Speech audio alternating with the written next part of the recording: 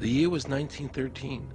Woodrow Wilson was president, and powerful banking interests, who had been trying for years, finally achieved their long-term goal of a silent coup d'etat by taking control of the American government. The first thing they did to accomplish their takeover was convince Secretary of State Philander Knox to lie to the American people and tell them that the 16th Amendment, the Income Tax Amendment, had been legally ratified by the states when it was not.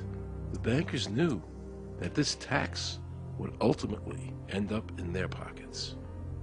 Because of this fraud, the American people were led to believe there was now a tax on their labor. Congress and the President are completely aware of this fraud, and it was even cited in a recent court case.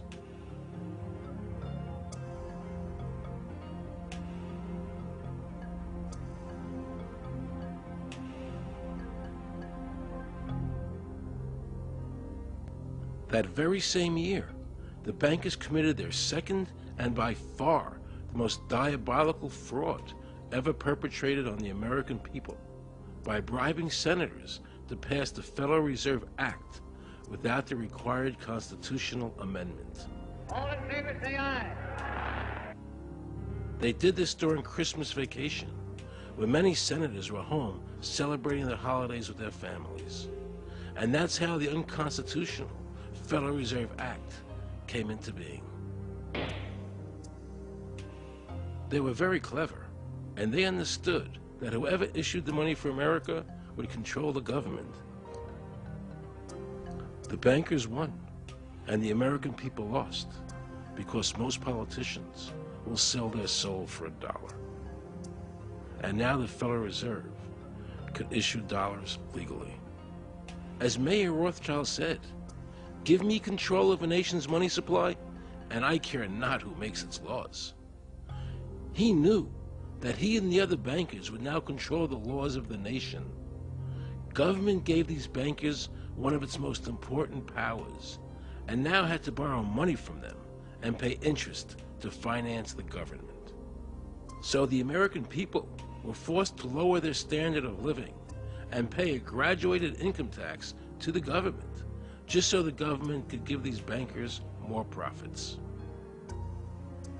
President Woodrow Wilson, who signed the Federal Reserve Act into law, later said, in regret, "I am a most unhappy man. I have unwittingly ruined my country. A great industrial nation is now controlled by its system of credit.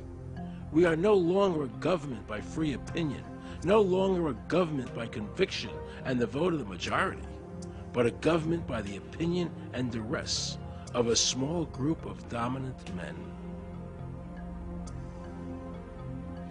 The Federal Reserve was created by Congress in 1913, and it was entrusted with the power granted originally to the Congress by the U.S. Constitution to coin money and regulate the value thereof.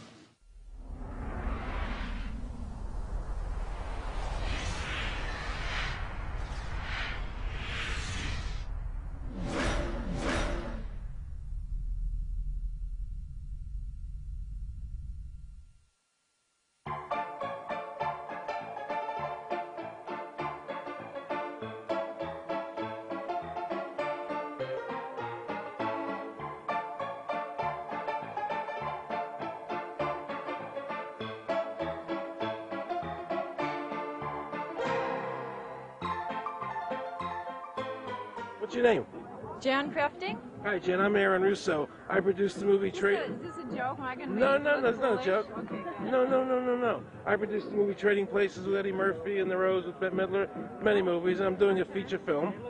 And my film is about my quest to find out whether or not people pay income taxes. Do you pay an income tax? Yes, I do. You do? Yeah. Have you ever seen a law that requires you to pay an income tax? Have I ever read it? You mean in the page, black and white? No, Yeah. no. So you pay the income tax, I assume? Of late. Well, actually, no, I didn't file last year, but I'm sorry, is this on film? No, I paid my taxes. My question to you is, have you ever seen a law that says you have to pay an income tax?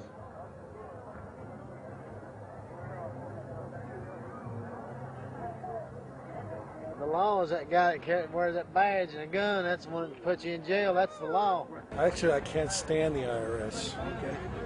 They're evil. Do you have any fear of the IRS? Not really, because I'm Canadian. I think it's actually unconstitutional, is what I've heard. Right. But to avoid any hassle, I pay it. If there was no law and I wasn't afraid of them coming and taking me to jail, absolutely, I wouldn't pay taxes. Okay, then no, I wouldn't pay income taxes. It's a no-brainer. You wouldn't pay. I wouldn't pay it. Why would anybody? Because they, that's what they tell us we must do, else we're bad Americans. Would you pay it? No. Would you pay it? No. Why would you pay taxes if you don't have to? What if I told you that all your money that the income tax that's paid into the income tax just goes to pay the interest on the national debt? That's incredible. That's truly incredible. I thought it was for infrastructure and all the other stuff. The income tax is not legal because it would be a direct tax and it is not apportioned as the Constitution demands. If it's against the Constitution, then why are we doing it?